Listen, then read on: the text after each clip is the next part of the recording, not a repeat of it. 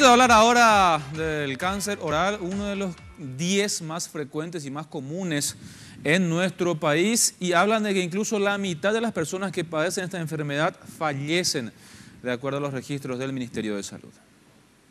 El cáncer bucal está asociado principalmente al hábito de fumar y al consumo de alcohol, pero por sobre todo a la combinación de ambas. Este año, a través de la campaña Saca la Lengua previene el cáncer oral, se busca crear conciencia en la población. No es que uno de la noche a la mañana tiene cáncer en la boca, ¿verdad? Sino que se van produciendo como pequeños cambios. Esos cambios justamente lo que hacen es empezar a demostrar unos signos en la boca que nosotros podemos ver como placas blancas, a veces son placas rojas y a veces se manifiestan en forma de úlceras, a lo que comúnmente la gente llama, tenés un fuego nomás, ¿verdad? Esta patología es 100% prevenible. El problema es la falta de información. Algunos pasos para un autoexamen es palpar el cuello para detectar algún bulto anormal, tocar y observar el labio en busca de un cambio de color.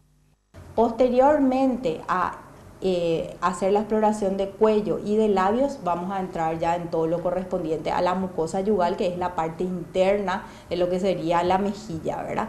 Entonces, primero vemos que no haya ningún cambio de coloración, de forma, nada, y posteriormente de ver, lo que vamos a hacer es tocar, ¿verdad? Al tocar, que no haya nada que esté más duro de lo normal, ¿verdad? Una vez que nosotros hacemos toda esa exploración vamos a sacar la lengua. ¿Por qué? Porque la lengua, acá nosotros y yo les voy a entregar, el 93% del cáncer oral está asociado al hábito de fumar. Pero es muy importante porque prácticamente la zona más afectada en el cáncer es el borde lateral de lengua. En nuestro país, al menos en lo que respecta a la salud pública, no se cuenta con profesionales médicos adecuados para brindar la atención requerida. Los costos de tratamientos son muy elevados para las personas de escasos recursos, lo que hace que muchos terminen falleciendo.